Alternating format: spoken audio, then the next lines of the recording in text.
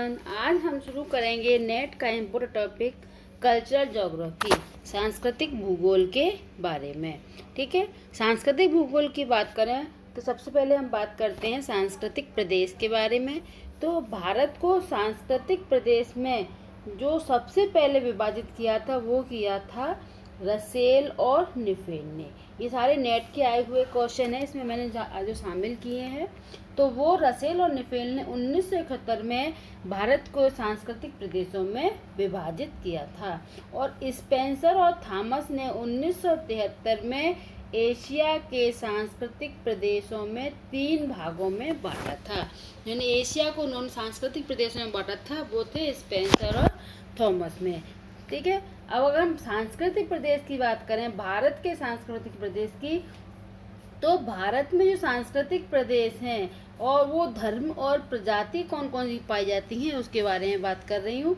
तो भारत में लगभग 10 सांस्कृतिक प्रदेश बनाए गए हैं, जिसमें पहला आता है हमारा कश्मीर सांस्कृतिक प्रदेश।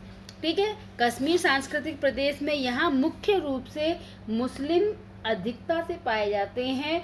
इसके अतिरिक्त सबसे अधिक तो मुस्लिम है ही, साथ में बौद्ध और हिंदू भी पाए जाते हैं। और प्रजातियों की बात करें तो काकेसाइड और मंगोलाइड प्रजाति वहाँ पर पाई जाती है। प्रजाति का टॉपिक मैंने डाला हुआ है नेट पे, यूट्यूब पे, अगर उसमें देख सकते हो भी, और यूट्यूब में और डालूंगी तब और समझा दूँगी। ठीक है, तो प्रजातियों पे बहुत आता है कि कौन सी प्रजाति किस जनजाति संबंधित है, तो वो क्लियर करने। सांस्कृतिक प्रदेश कश्मीर में कौन सी रहती है, काकेसाइड और मंगोलाइड। ठीक है, पूर्वोत्तर राज्य जिसमें 7 सिस्टर आते हैं, 7 सिस्टर में एक बार ध्यान रखना, सिक्किम नहीं आता है, सारे अरुणाचल प्रदेश, बांग्ला, असम, मिजोरम, त्रिपुरा, ये सभी आते हैं। वहाँ पर सिनो तिब्बती भाषा बोली जाती है और सारे पूर्वोत्तर राज्य 7 सिस्टर हैं, उनमें ईसाई धर्म अधिक पाया जाता है। ठीक है, और प्रजातियों में मंगोलाइड प्रजाति ही मुख्य है। तीसरा पश्चिमी बंगाल, इसमें बंगाली भाषा बोली जाती है और यहाँ पर हिंदू और मुस्लिम दोनों ही बाहुल रूप में पाए जाते हैं। और ये कौन सी प्रजाति है, ये भी मंगोलाइड प्रजाति है। ठीक है, मध्यवर्ती भारत की बात करें, इसमें इंडो आर्यन वर्ग संबंधित है भाषा से, कि यहाँ पे इंडो आर्यन भाषा बोली जाती है और यहाँ पर भी हिंदू और मुस्लिम अधिक पाए जाते हैं। साथ में अगर हम प्रजाति की बात करें तो यहाँ पर मंगोलाइड और भूमध्य सागरीय प्रजाति अधिक देखने को मिलती है। नेक्स्ट बात करते हैं पंजाब सांस्कृतिक प्रदेश की। तो पंजाब सांस्कृतिक प्रदेश में हिंदू अधिक रहते हैं और मुसलमानों की संख्या कम है। यहाँ पर पंजाब में मुख्य रूप से पंजाबी अधिक रहते हैं, तो भाषा भी पंजाबी और हिंदी 2 ही भाषा मुख्य रूप में बोली जाती हैं। और यहाँ पर जो प्रजाति पाई जाती है वो भूमध्य सागरीय नार्डिक है। ठीक है, नार्डिक प्रजाति है और भूमध्य सागरीय प्रजाति अधिक पाई जाती है। ये नेट में आए हुए क्वेश्चन है कि मध्य भारत में कौन सी है, कि भूमध्य सागरीय और मंगोलाइड। मुख्य रूप से भूमध्य सागरीय प्रजाति अधिक पाई जाती है अपने भारत में, मध्य भारत में भी, मध्य भारत में। ठीक है, नेक्स्ट आता है शुष्क पश्चिमी क्षेत्र। शुष्क पश्चिमी क्षेत्र में सारे मरुस्थलीय क्षेत्र आते हैं, जिसमें गुजरात में भी है और राजस्थान में भी है। ठीक है, और तो गुजरात में गुजराती बोली जाती है भाषा और राजस्थान में राजस्थानी की बहुत सारी भाषाएं हैं, लेकिन राजस्थानी प्रॉपर भाषा एक ही नाम से जानी जाती है। ठीक है, यहाँ पर भी सभी धर्म के लोग होते हैं, इसीलिए से मैंने खाली छोड़ दिया है, क्योंकि यहाँ पर हिंदू भी हैं, मुसलमान भी हैं। ठीक है, और छोटी प्रजातियों में जैन धर्म भी शामिल होता है, बौद्ध धर्म की कुछ संख्या पाई जाती है, महाराष्ट्र में सबसे अधिक है, लेकिन बौद्ध धर्म भी यहाँ पर कुछ है। ठीक है, और अगर हम प्रजातियों की बात करें तो यहाँ पर भूमध्य सागरीय प्रजाति है। नेक्स्ट आता है मालाबार तटीय। मालाबार तटीय में मलयालम, कन्नड़ और कोंकणी तीनों ही भाषाएं बोली जाती हैं और यहाँ नेग्रिटो, भूमध्य सागरीय और ऑस्ट्रेलाइड 3 प्रमुख प्रजाति वर्ग के लोग मिलते हैं। ठीक है, नेक्स्ट आता है कोरोमंडल तट। कोरोमंडल तट में तेलुगु भाषा अधिक बोली जाती है और तमिल भाषा बोली जाती है। ठीक है, इसे द्रविड़ भाषा का माना जाता है। ये भी नेट में आया हुआ है कि द्रविड़ भाषा में कौन सी भाषा शामिल है, तो तेलुगु, तमिल द्रविड़ भाषा में है, सम्मिलित की जाती है। ये नेट का आया हुआ क्वेश्चन है। यहाँ पर भी हिंदू और मुस्लिम दोनों ही लोग मिलते हैं। और अगर हम प्रजाति की बात करें तो यहाँ भूमध्य सागरीय और ऑस्ट्रेलाइट प्रजाति अधिक मिलती है। नेक्स्ट बात करते हैं दक्षिण सांस्कृतिक प्रदेश की। तो दक्षिणी सांस्कृतिक प्रदेश में अगर हम बात करें तो इसमें मराठी, तेलुगु, कन्नड़ और हिंदी भी बहुत थोड़ी मात्रा में बोली जाती है, लेकिन मुख्य रूप से मराठी, तेलुगु और कन्नड़ बोली जाती है। ठीक है, और यहाँ पर हिंदू हैं, मुस्लिम हैं और ईसाई अधिक पाए जाते हैं। और हम प्रजाति की बात करें तो नार्डिक और भूमध्य सागरीय प्रजाति अधिक मिलती है। ठीक है, नेक्स्ट बात करते हैं द्वीप समूह में। द्वीप समूह में जो आती है मुख्य रूप से मान खमेरी, यानी एक भाषा इनकी अलग है, इसे निकोबारी भाषा भी बोलते हैं और इसका वैसे नाम है मान खमेर। ठीक है, मान खमेर जो भाषा है यहाँ पर निकोबार द्वीपों में सबसे अधिक मुस्लिम पाए जाते हैं और जो प्रजाति पाई जाती है वो नीग्रिटो और नीग्रो पाई जाती है।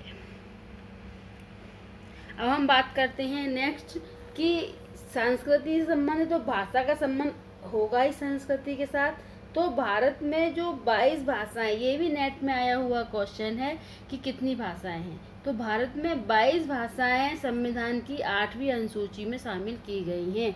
एक क्वेश्चन एक बार ये भी आया था कि भारतीय भाषाओं को कौन सी अनुसूची में रखा गया है, तो वो है हमारी 8वीं अनुसूची में रखा गया है। ठीक है, भारत में भाषाओं के 4 वर्ग हैं।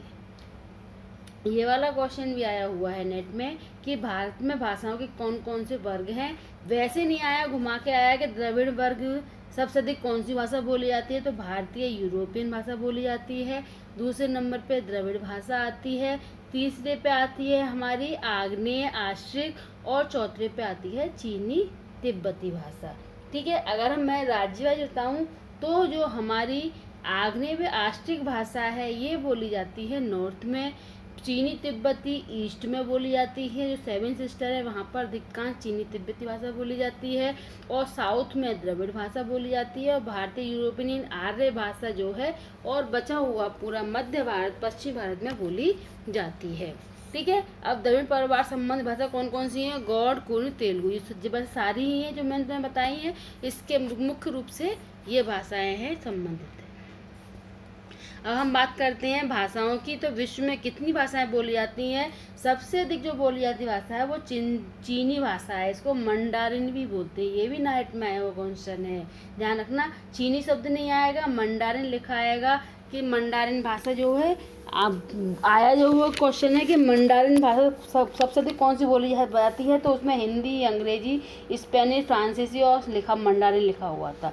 तो ध्यान रखना, मंडारिन भाषा चीनी क्यों है? क्योंकि सबसे अधिक जो विश्व की जनसंख्या है वो चीन में है और चीन की अपनी अलग भाषा है, इसीलिए सबसे अधिक जो बोले जाने वाली भाषा है वो चीनी है, जो लगभग 84.4 करोड़ द्वारा बोली जाती है। अब इस चीनी के तिब्बत में कंट्रोल में जो मंगोलिया है, हांगकांग है, तो वहाँ पर भी बहुत से लोग मंडारिन भाषा का ही प्रयोग करते हैं। और दूसरे नंबर पे आती है हमारी हिंदी भाषा।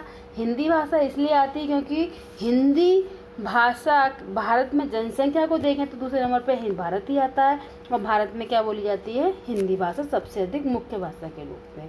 नेक्स्ट आती है अंग्रेजी, क्योंकि अंग्रेजी अधिकांश क्षेत्रों में अंग्रेजी बोली जाती है, तो इसलिए इसका तीसरा नंबर आता है। फिर इसके बाद में आता है स्पेन फ्रांसीसी, रूसी, फिर अरबी, फिर बंगाली, फिर पुर्तगाली, फिर जापानी और फिर जर्मनी भाषा का क्रम आता है। तो ये क्रम भी हमें याद रखना पड़ता है किस किस क्रम में जनसंख्या पाई जाती है। अब बात करते हैं हम मेन पॉइंटों की। तो ईरान में फारसी भाषा बोली जाती है। ये सारे क्वेश्चन भी नेट में आए हुए हैं। ईरानी भाषा में फारसी भाषा बोली जाती है। जापानी भाषा केवल एक जापान में ही बोली जाती है और कहीं नहीं बोली जाती। ठीक है, चीनी है, ये मैंने बता ही दिया कि सबसे अधिक बोली जाने वाली भाषा कौन सी है? मंडारिन भाषा है। श्रीलंका में सिहली भाषा बोली जाती है। पाकिस्तान, अफगानिस्तान में पश्तो भाषा बोली जाती है। वैसे तो उनकी उर्दू भाषा है, उर्दू भाषा के जो शब्द हैं वो पश्तो भाषा इनकी, जैसे हमारे यहाँ देवनागरी लिपि है, इसी तरह से इनकी पश्तो जो भाषा लिपि है। ठीक है, तुर्की, ईरान, इराक और कुछ में कुर्दिश भाषा बोली जाती है। तुर्की, ईरान, इराक में कुर्दिश भाषा अलग ही भाषा है, वो बोली जाती है। वैसे वो अरबी भाषा का ही एक भाग है। ठीक है, अब बाइबल और कुरान जो है किस में लिखे हुए हैं? हिब्रू और अरबी भाषा में लिखे गए हैं। उत्तरी अफ्रीका की प्रमुख भाषा कौन सी है? अरबी है। ठीक है, उत्तरी अफ्रीका में भी अरबी भाषा बोली जाती है। इजराइल की प्रमुख भाषा दीबू है। Thank you for watching. Next video संस्कृति के बारे में डालूंगी। Okay, please like and subscribe my channel.